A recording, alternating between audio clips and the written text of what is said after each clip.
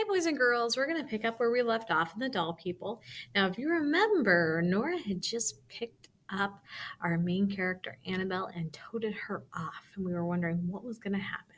So, if I left you hanging last week, here's what happens.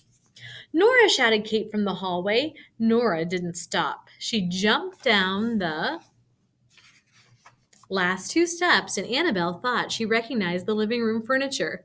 Nora, give Annabelle back, cried Kate. No! Yes! No! The next thing Annabelle knew, she was flying through the air. She landed with a bump on something soft, soft and red and woolly. A sweater, Annabelle guessed.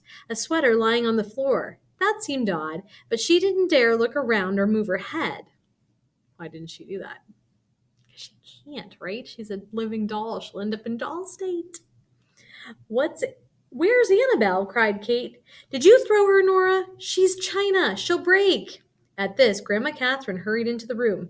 Nora, Kate, settle down, she said. But Kate started to say at the same time. Nora started to say, but Kate won't let me.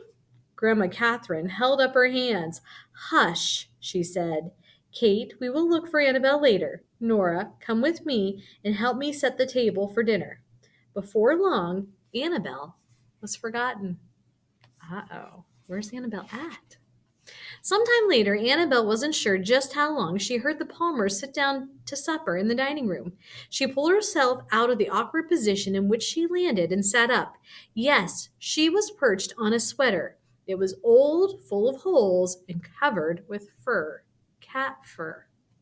Oh, ew, thought Annabelle. This must be one of the captain's beds.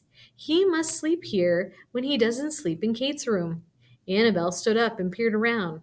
She was in the living room, in a corner behind an armchair. She sighed and sat down again. She listened to the voices drifting out of the dining room. Kate was talking about third grade. Nora was talking about princesses. Annabelle lost interest and began to think about an escape. She wondered what Auntie Sarah would have done if she were in Annabelle's situation. Blended, maybe. Do you remember from the journal? That's what Auntie Sarah said she would do, is go and blend. Blended in with her surroundings as if she belonged wherever she was. But Annabelle wasn't sure she had enough courage to try something so bold. The Palmers finished their supper. Annabelle sat nervously on the captain's bed. Now, this is one thing I love about this author and illustrator is there's sometimes full page spreads that are pictures. Can you see Annabelle? Look, look, look. There she is, right down there on the captain's bed.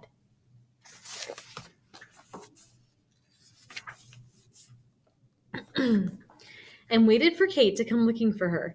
Instead, Mr. Palmer announced that it was homework time, and Kate thumped up the stairs. Annabelle waited and waited. Any moment now, she thought, Kate would remember that Annabelle was missing and would come looking for her. But Kate must have forgotten. One by one, the people in the house went to bed. First Nora, then Kate, then Grandma Catherine. Finally, Mr. and Mrs. Palmer turned out the lights and went upstairs. Soon the house was dark and silent, and Annabelle was still perched on the captain's bed. Most nights when Annabelle lay in the dollhouse waiting for the Palmers to fall asleep, she prayed that the captain had fallen asleep somewhere on the first floor. Tonight she prayed that he was curled up at the foot of Kate's bed. Why the difference? She's on the first floor, remember. Annabelle lay quietly for a moment, then began to edge her way into a more comfortable position. Her hand brushed against something cold and hard and vaguely slimy. Annabelle scrambled to her feet and stumbled backwards. One of the cows from Nora's rancher family bucket clattered onto the floor next to her. She sat on something soft and furry and nearly let out a shriek. When she got a look at the furry thing in the moonlight shining through the living room window, she nearly shrieked again. It was a mouse, but it wasn't moving. Annabelle dared to lean over and look at it more closely. It was a very realistic-looking toy mouse, wasn't it? Annabelle hoped so, because if it had stood on its hind legs, it would have come nearly to her shoulders. She put out her hand and touched it. Yes, it was just a toy. Annabelle let out a deep sigh. What else was here in the captain's bed? No longer so afraid, she felt around. There was the cow again, full of bite marks. Apparently, the captain chewed on the rancher family toys. Next, Annabelle found a plastic chicken with one leg bitten entirely off, and a tiny cloth doll that she remembered Kate making for Nora one rainy day. Annabelle lay still for a while and listened to the sound of the quiet house, a creak, a window-shaped flapping, the dripping of water in the kitchen sink, the hum of the refrigerator, and then she heard a sound that made her china skin feel colder than ever. It was a loud purr. Who's that? Is that the captain? That's it, thought Annabelle. I have to move. I must get out of here. If Auntie Sarah were here, she wouldn't just sit around waiting to get chewed up. She'd risk moving, and so will I. I am not going to sit on the captain's bed until he. Two glowing eyes rounded a nearby couch. That was all Annabelle could see of the captain. Just his eyes, shining in the dark. The captain was not more than 3 feet away. Annabelle leaped to her feet. She dashed underneath the armchair. She lay in the dark, breathing hard. Now what? What should she do? She could stay there for a while, but by morning she wanted to be at least partially in sight. She wanted someone to see her and return her to the dollhouse. But she did not want the captain to see her first, and she could not move far from the spot where she had landed when Nora had thrown her. Foolish acts such as those made humans suspicious and jeopardized all of dollkind, according to Nanny.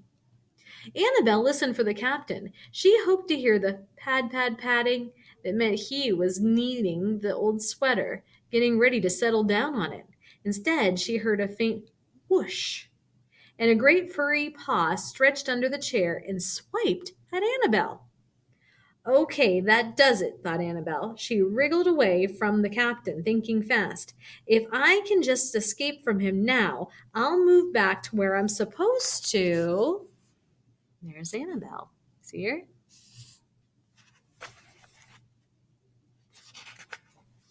Be before anyone wakes up tomorrow. Annabelle crawled out from under the couch. She looked around and decided to run to the matching armchair on the other side of the room. The captain wouldn't even know she'd left. He'd probably spent all night swiping his paw under the wrong chair. Here goes, thought Annabelle. She took off across the room and ran directly into someone's foot. Annabelle heard a gasp. She flopped onto the floor and lay on her back so she could look up. She had run into Mrs. Palmer. Mrs. Palmer, dressed in a robe and slippers, was on her way to the kitchen. Annabelle? She whispered. She bent down. Annabelle found herself in doll state. And that is the end of chapter 6. The next chapter. Oh, and there's the picture. The next chapter is called Chapter 7, Doll States. And we'll read that next time. Bye for now, friends.